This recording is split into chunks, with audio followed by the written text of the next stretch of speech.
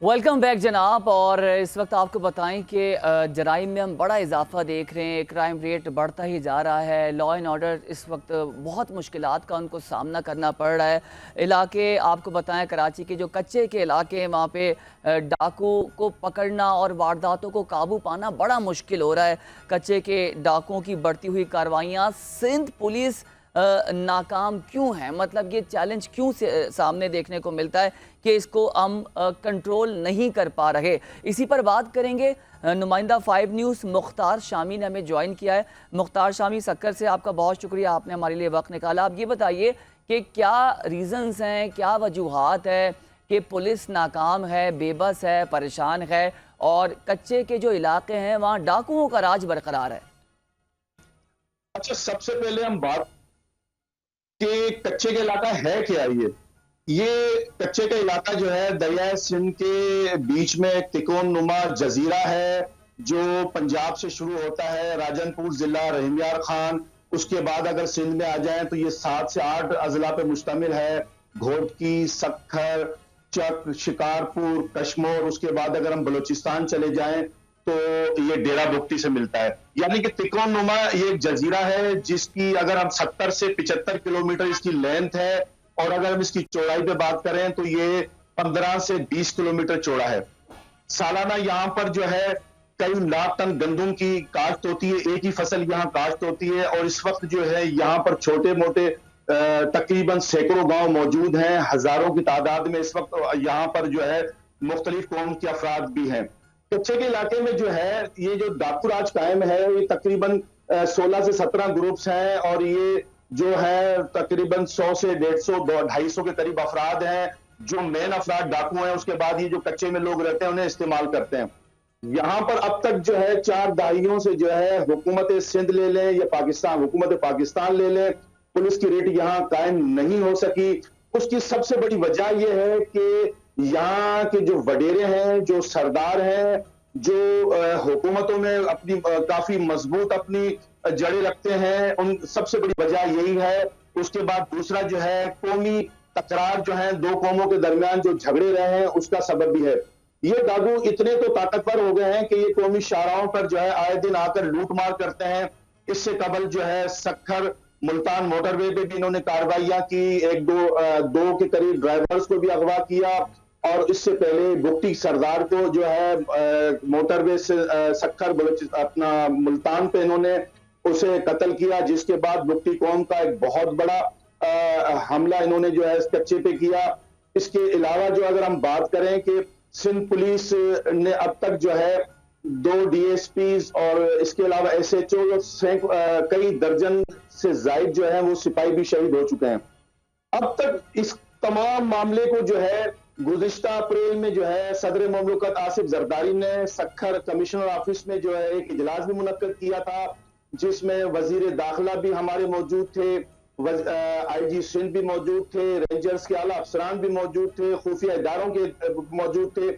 उसमें फैसला यही किया गया कि जो छोटे मोटे जराइम में हैं उन्हें रिलीफ दिया जाएगा। जो बड़े जराइम में लोग हैं उन्हें कौमी धारे में लाने के लिए सबसे पहले उन्हें कानून के कटेरे में आना होगा, रिलीफ दिया जाएगा। सिंध पुलिस को जो है वो जदीद असला भी खरीद के दिया जाएगा, मगर उसका अभी तक कोई भी असरात सामने नहीं आए। नहीं सिंध पुलिस को जो है अभी तक जो है इन्होंने कोई जदीद असला खरीद के दिया। और इसके अब बरक्स देखें कि डाकुओं के पास जो है वो जदीद असला है, रॉकेट लॉन्चर, जिसकी वो नमूद नुमाइश जो है वो अक्सर सोशल मीडिया पे भी करते हैं। और उसके बाद जो है मुख्तार, तो सवाल ये है कि ये जदीद असलहा इनके पास कहाँ से आ रहा है, इनकी रसाई कैसे मुमकिन हो रही है? कोई देखने वाला नहीं है, पूछने वाला नहीं है? जी, सबसे पहले कि जदीद असले से मुतालिक बताऊं कि सिंध हुकूमत में मौजूद एक आला ओहदेदार के फर्जंद ने इसी साल जो है वो अपनी गाड़ियों में और पुलिस मोबाइल में असला लेकर कच्चे की तरफ जा रहा था, जहां पर हमारे खुफिया इदारों की इत्तला पर वो वहां पर उस छापा पड़ा और वो गिरफ्तार हुआ, मगर सिंध हुकूमत की तरफ से उस मामले को जो है वहीं दबा दिया गया। अच्छा, दूसरा पहलू जो है अफगानिस्तान से जदीद असला जो है वो बलूचिस्तान के रास्ते डेरा बुट्टी से जो है ये कच्चे के इलाके में पहुंच रहा है। और इसकी रसाई में जो है वो हमारे जो वडेरे और सरदार जो हैं वो इसकी रसाई में जो है वो काफी मजबूत हैं। और इसके अलावा जो है अगर हम बात करें कि सिंध पुलिस ने अब तक जो है 4 दहाइयों से जो है वो काफी हद तक इन्वॉल्व है। मुख्तार, आपके नॉलेज में भी होगा, आपको एक स्टोरी भी आई थी, हमने देखा भी था कि कुछ गाड़ियां थी, बहुत ख़ास लोगों की थी, उनके बारे में पता था, वहाँ से असला सप्लाई हो रहा था।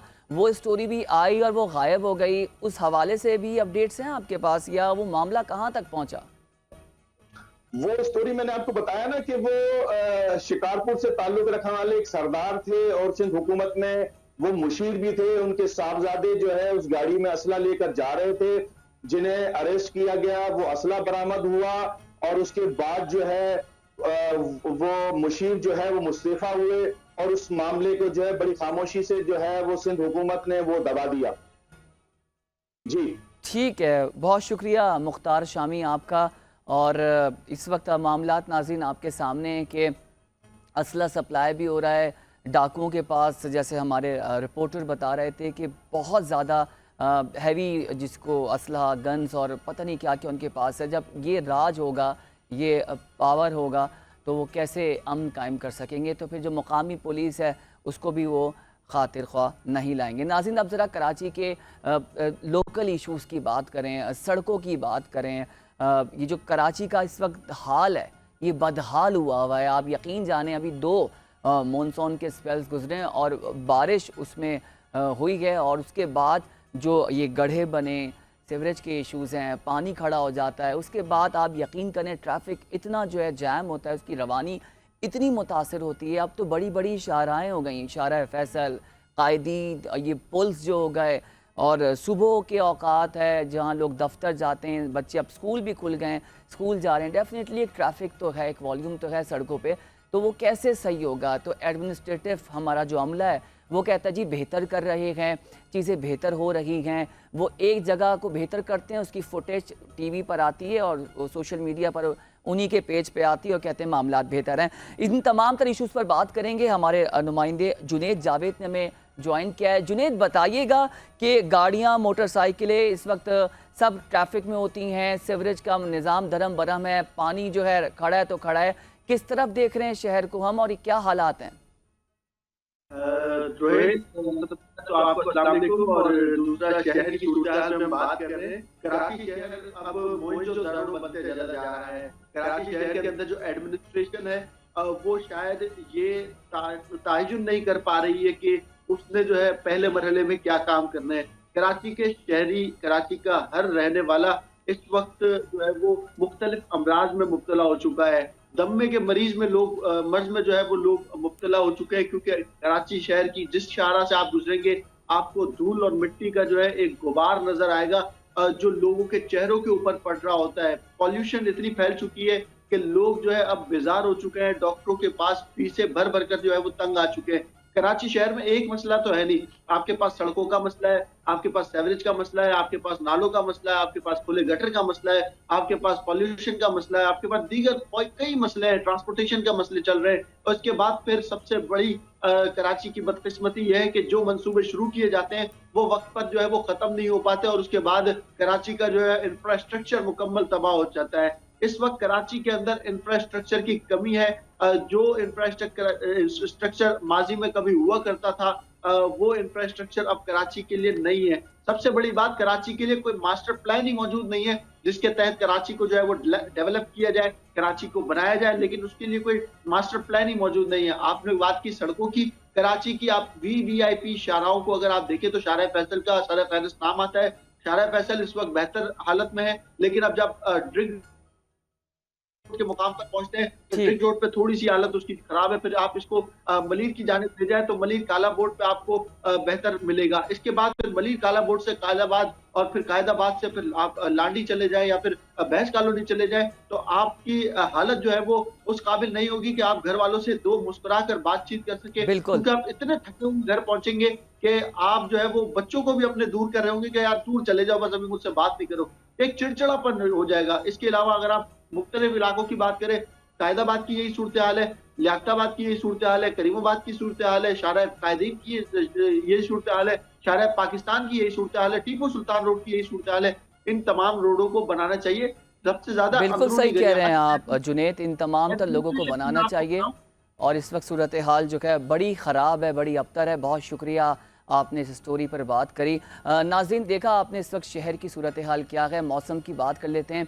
अच्छी खबर ये है मौसम की कि आपको बताएं कराची में इस वक्त बादलों का राज बरकरार हो गया है और कराची के मुख्तलिफ इलाकों में आपको बताएं कि कहीं हल्की बारिश हुई है और तो कहीं बूंदाबांदी का सिलसिला जारी है। 28 डिग्री सेंटीग्रेड कराची में रिकॉर्ड किया गया है। सुबह आते वक्त जो है हल्की हल्की हवाएं चल रही थी। इस पर मज़ीद बात करेंगे, इस पे लेंगे कि क्या क्या सूरत हाल है। तो ये बताएं नाज़रीन, बस ये मौसम है और मौसम अच्छा होता है हमें भी अच्छा लगता है, लेकिन अब बस बारिश होती है तो अभी जब जुनेद जो अपडेट कर रहे थे कि वही हाल होता है, तो वही एक आपको पता है ना, एक मीम है प्रोग्राम का अख्ताम मैं उससे करूँगा कि ज़्यादा बारिश होगी तो ज़्यादा पानी आएगा, कम बारिश होगी तो कम पानी आएगा।